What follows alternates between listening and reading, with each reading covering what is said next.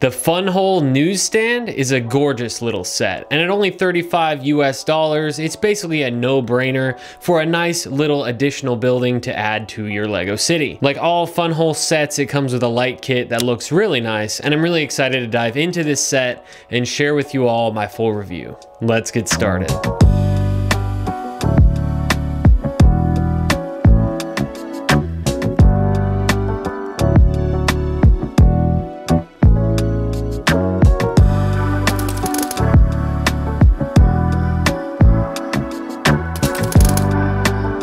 So I am going to do the full review like I normally would, but what else do I need to say, y'all? It is a beautiful set, high quality pieces, a beautiful design, a lighting kit, tons of printed pieces, no stickers, over 500 pieces, and only $35?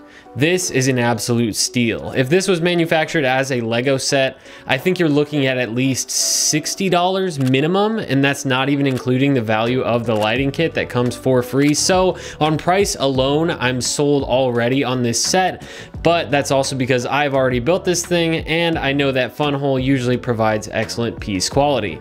And just for the record, they are not paying me to say any of this. They have sent me this set to review, but all thoughts and opinions included in this video are my own. Funwhole is a Lego competitor brand who includes lighting kits in every single one of their sets, as I already mentioned. I first became aware of Funwhole about a year and a half ago when they were basically a brand new company. I reviewed their Lakeside Lodge, which I believe was one of their first 3 products. They've expanded their product line a lot since I last checked, expanding their themes from just steampunk to include the Middle Ages, the Old West, and finally, what I've personally been waiting for, this newsstand set marks the first in the town life theme, which I'm hoping will spawn a bunch of Lego City compatible products, as that's currently my favorite thing to build, obviously, since I love building out my Lego City. Funwhole pieces feel really nice when building. They're high quality and one of the closest to the Lego building experience that I have found. We've all tried low quality Lego competitors pieces, and I promise that these pieces from Funwhole are an absolute joy to build with. They feel great and look great, and that's why I'm happy to continue reviewing Funwhole's products. We're going to jump into the review now, but if you are interested in purchasing the newsstand, there are links in the description to both Funwhole's website and Amazon. And if you purchase before January 13th, there is a discount code in the description for a small discount. The newsstand comes on a 16 by 24 stud footprint, so about 8 studs away from being a full 1/2 of a base plate, meaning it would fit in any city layout pretty easily with just maybe a little bit of modification.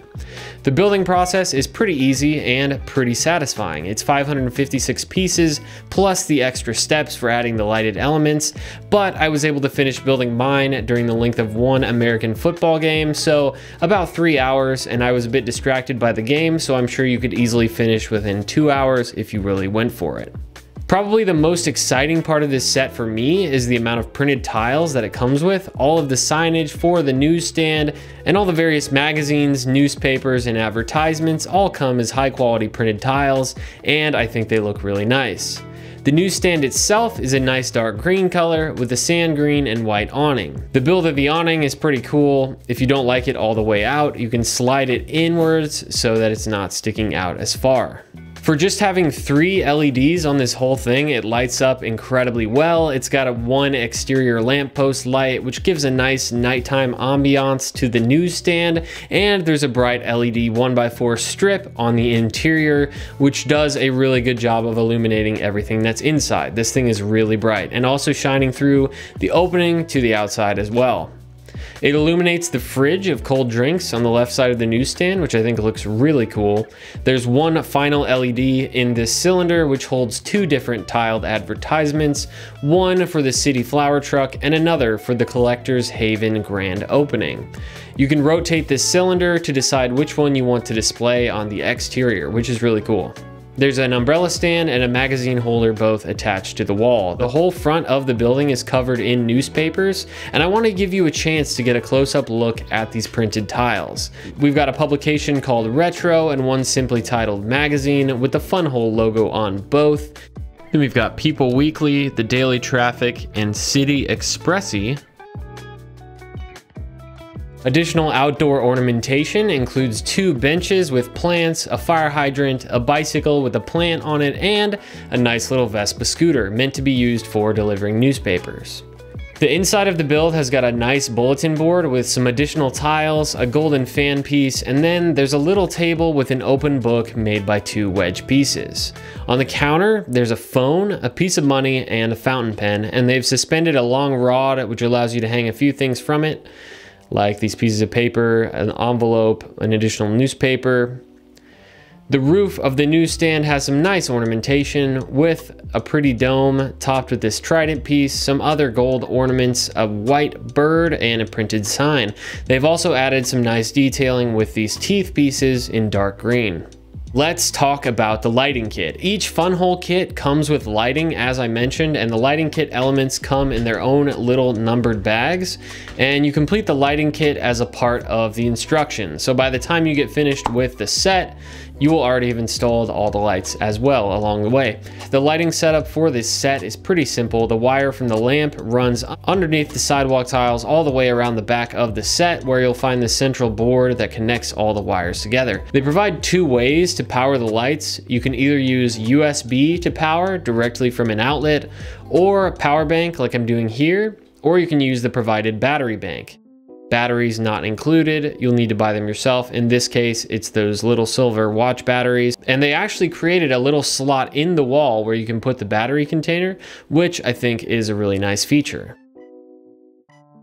One common complaint I've seen before from the comments about Funwhole sets is they don't do a great job of hiding the wires for the lighting kit. I both disagree and agree with this. I think throughout the majority of the set, you won't notice the wires at all, but back here where the wiring board is and where it all connects, you would definitely need to do some additional extra work to make these wires look nice and neat and cable managed. Let's talk about the minifigure. This set does come with 1 minifigure, and the minifigure line from Funwhole is definitely recent, so this is the first one that I'm getting to see in person. So let me start by saying that minifigures are really hard to design. Lego bricks are pretty easy to replicate in terms of their geometry.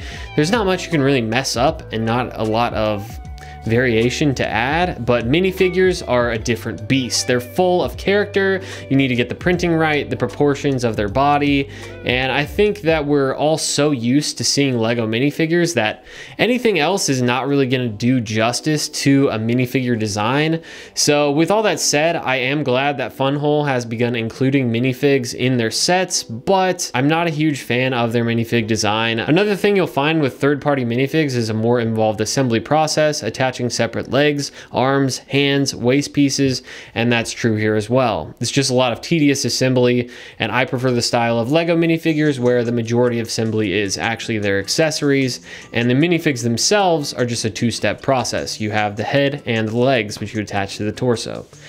And for what it is, the Funwhole Newsstand minifig is pretty cute. He's got a nice mustache, a button-up collared shirt with suspenders and a pocket watch. But unfortunately, he's the one bad thing I have to say about this set. I just don't like the assembly process, and I don't like the proportions or the way the minifigures look. And here is a Funwhole minifigure right up next to a Lego minifigure. You can see they are very similar in proportions, but a little wider and a little shorter. But one other thing that bothered me about the Funwhole minifigures is they don't fit on the bikes and the Vespa scooter that are included in the build. Unfortunately, those are made in the same way the Lego bikes are made, which means they're perfect for Lego minifigures. And you can see the Funwhole minifigure just isn't secured at all to either the bike or the scooter when he's on there. And finally, the instructions. I personally love Funwhole instructions. I find that they are extremely close to Lego quality in terms of ease of use, clarity, and in some ways they actually do things I wish Lego would include in their instructions, such as they put little indicators by similar pieces that make sure you know how to tell them apart, like a 6 stud, 8 stud, 10 stud plate.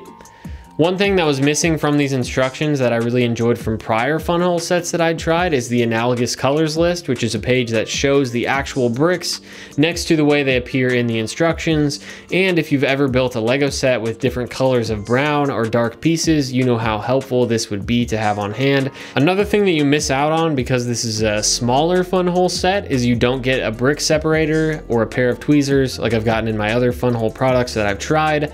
We've all got a ton of brick separators hanging around, but the tweezers that they give you are actually really useful for maneuvering the small wires and their connectors around in the build. You really have to have small fingers to do this easily, but this is the smallest and cheapest Funwhole set that is available, so I will not complain too much about that. Like the other Funwhole reviews I've done, I don't have a whole lot of bad things to say about this set. For 35 bucks, it's an absolute steal, and with all the value it provides at that price and how much I enjoyed this overall, I'm gonna give it a 9 out of 10, which is funny because I've never really given a number rating in a review before. But if you're curious, feel free to check out some of my other reviews of Funwhole products. That's gonna be it for me. Make sure you hit that subscribe or don't. Make sure you hit like or dislike. And if you absolutely hated this video, please go into the comments to tell me why you hated it. If you're a Lego purist who absolutely despises third-party sets, I wanna hear all about it in the comments below. I will catch you in the next one. Peace.